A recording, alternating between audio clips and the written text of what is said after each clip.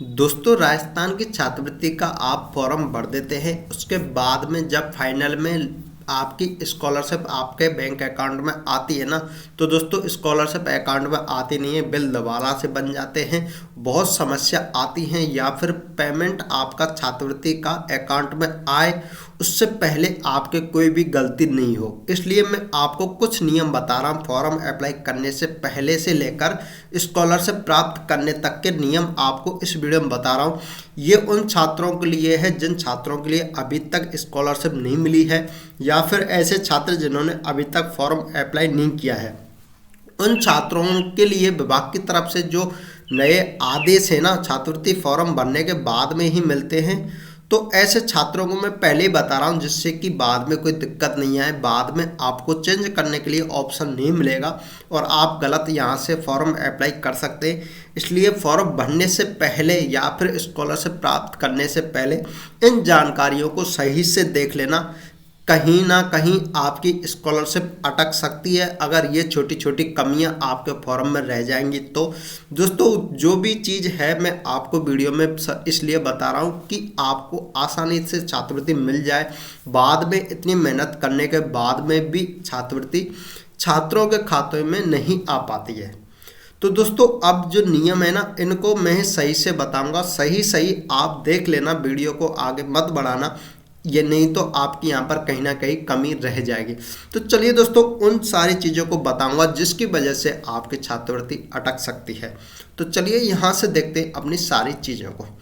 दोस्तों, मैंने यहाँ से पोर्टल को ओपन कर रखा है अपने किसी स्टूडेंट का। ये यहाँ से कुछ चीज़ें तो यहाँ से मिलेंगी, कुछ ऐसी हैं जो आपको कहीं भी नहीं मिलेंगी। जो मैं आपको बताऊँगा वो भी आपको ज़रूर देख लेनी है।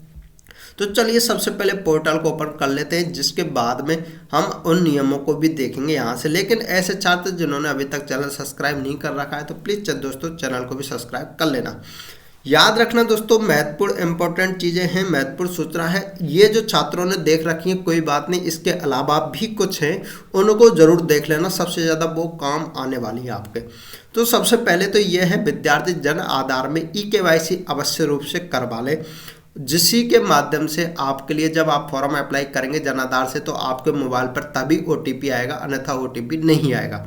ठीक है, तो ये चीज़ ज़रूर याद रखना। फॉर्म अप्लाई करने से पहले वाले नियम है ये सारे।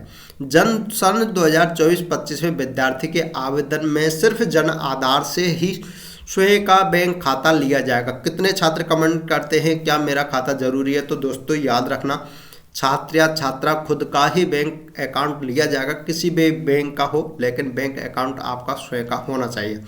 आवेदन करने से पूर्व आवेदन अपना बैंक अकाउंट जन आधार में जोड़ लिया जाना सुनिश्चित कर लें।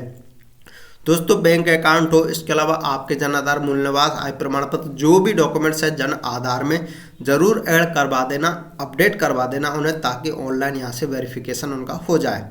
सत्र 2024-25 से मोबाइल नंबर, ईमेल आईडी एक आवेदक के साथ एक ही लगेगी। यानी जो भी फॉर्म अप्लाई कर रहे हैं उसमें एक ही नंबर आईडी लगेगी। इसलिए आपको एक आईडी को दो दो जगह स्कॉलरशिप के फॉर्म में नहीं लगानी है, जिससे OTP के माध्यम से वेरीफाई होता है और आपका OTP आ सके।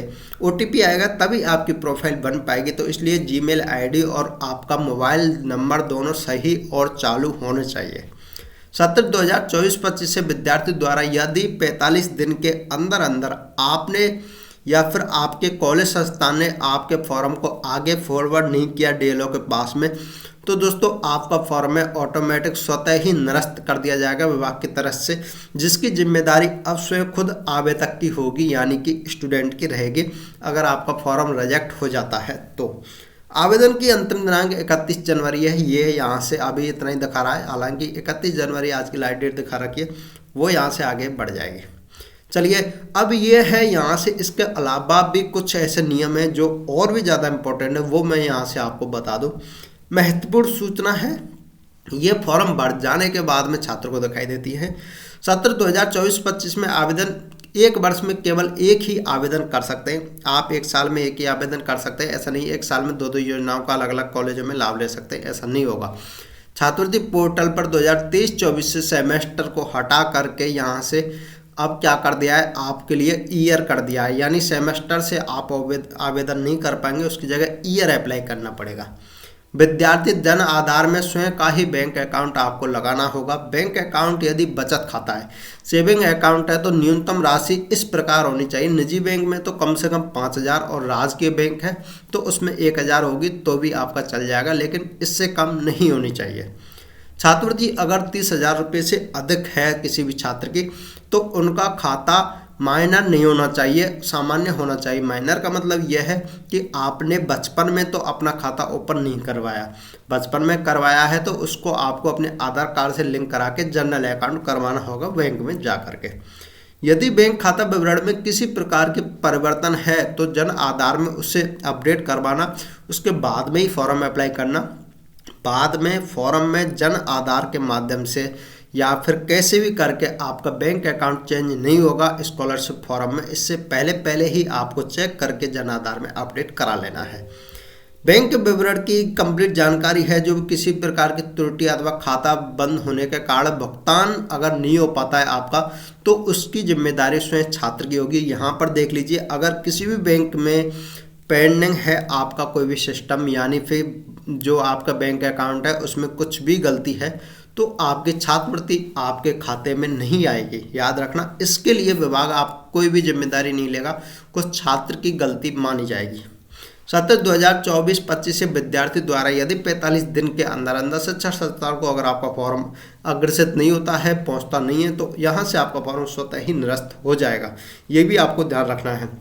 सबसे इम्पोर्टेंट चीज़ ये है 7वें नंबर की, सूचित जो अनुसूचित जाति है SC कैटेगरी के स्टूडेंट है उन्हें भारत सरकार से मिलने वाली सेंट्रल शेयर प्राप्त करने के लिए, यानी 60% जो छात्रवृत्ति मिलती है उसके लिए बैंक खाता आधार सीडेड होना आवश्यक है, जिसकी वीडियो कई बार पहले भी बना चुका। बैंक आधार लिंक होना चाहिए अपने आधार कार्ड से। तो ये सारी चीज़ें अगर आपके हैं जानकारी में और सही हैं तो ही आपको फॉर्म अप्लाई करना है, इसके अलावा नहीं करना। इसके अलावा अगर बायोमेट्रिक वगैरह डिटेल चाहिए तो अलग से लेके आएंगे, कमेंट करके जरूर बताइएगा कि कैसे बायोमेट्रिक करनी होती है, कब कब करनी होती है। कंप्लीट डिटेल आपको वीडियो में बता देंगे।